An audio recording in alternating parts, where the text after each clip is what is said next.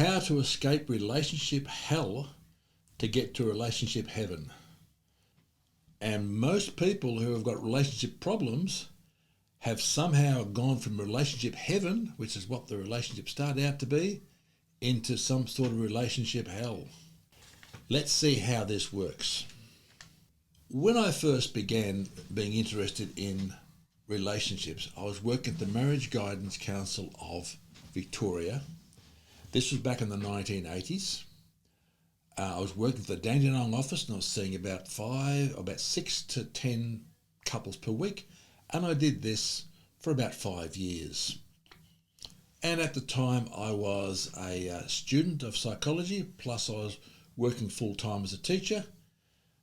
And I was drawn to working with relationships. This was around the time when the Family Law Act had been enacted. It had been enacted in 1976. This is the 1975 Family Law Act.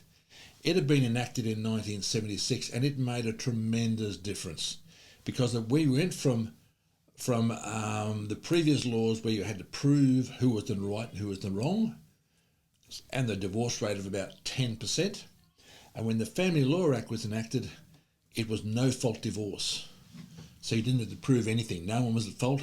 The divorce rate soared, went through the roof for quite some time, had a tremendous effect on relationships full time. So as a result, the government knew they had to do something, and all governments around the world started pouring money and research and doing everything they could to get relationships under control.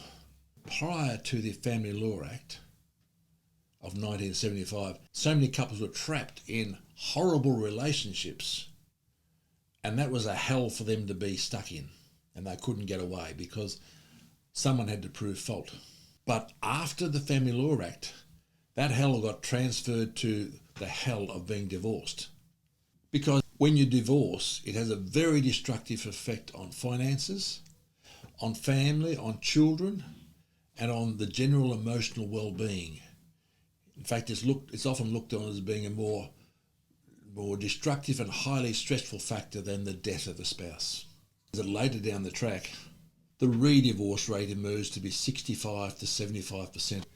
As a tool for making you happier because you've got relationship difficulties and resolving those difficulties and getting to a happier state, it doesn't seem to work very well because people go in there, try other relationships, and they end up getting divorced again at a very high rate. Now, the problem is that relationships are not scientific. They are spiritual. And when you try to apply regular logic, it just doesn't work. You need to add spirituality into it. People in relationships relate from a non-conscious level. That's where people relate from. It's non-conscious. It's not from the conscious awareness level. It's from the non-conscious level. But when people have troubles, they always look for what they're aware of. Fair enough. The problem is the answers aren't there, as we'll see. What we're about to see is that spirit, combined with psychology, creates relationship heaven. And the interesting thing is that quantum science is now starting to understand that everything connects to everything else. And this is actually the new scientific spirituality. And this is the spirituality I'm talking about. This is not woo-woo stuff. This is now becoming solid science. It's not there yet, but it's on the way. So let's see how this works. So let's say this is you. Shaped like an egg because basically it's birth. And a very happy and fulfilling life and fulfilling relationship should be giving birth to a new, more evolved version of you and the relationship all the time. And when you're giving birth all the time and going forward, it feels good. There's 4 aspects to it. You've heard of body, mind, spirit. The physical is the body. The mental is the mind. And I'm throwing in emotion because emotion is another very big aspect, and spirit. So there you have body, mind, emotion, and spirit. So if you look at the physical and the mental, this is where we operate from normally. This is what our law is based on, our science is based on, our medicine is based on, our education is based on, the media is based on it. Everything focuses on these two things as being of total importance. This is your conscious awareness. This is the way we traditionally think. And when we traditionally think this way, the most important thing is what you want to have and do.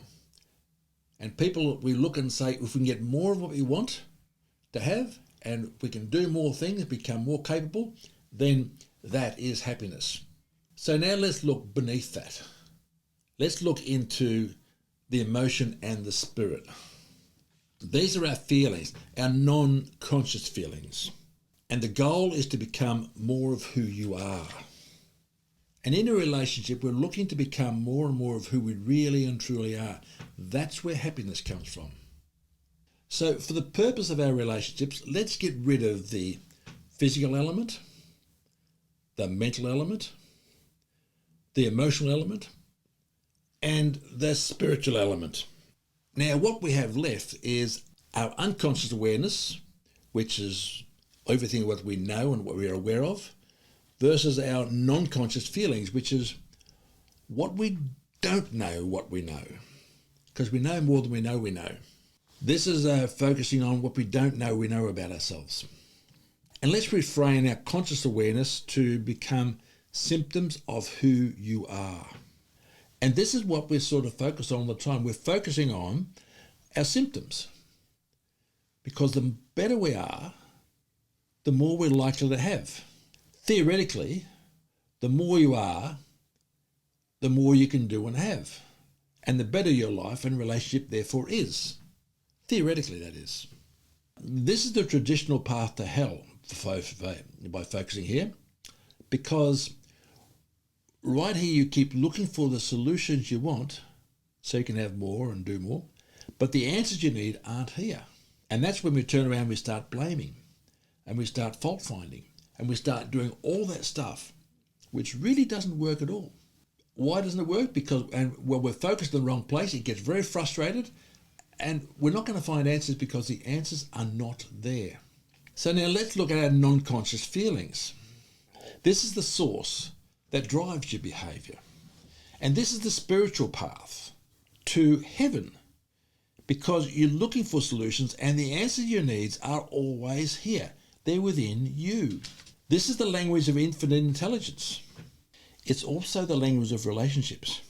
And it's a language that communicates spiritually through feelings and intuition. And it's when people try and put a logic on that their relationships and themselves, they start to fail.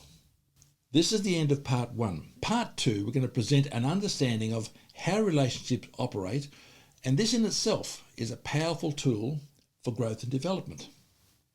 And in part 3, I'm going to present 3 powerful relationship tools.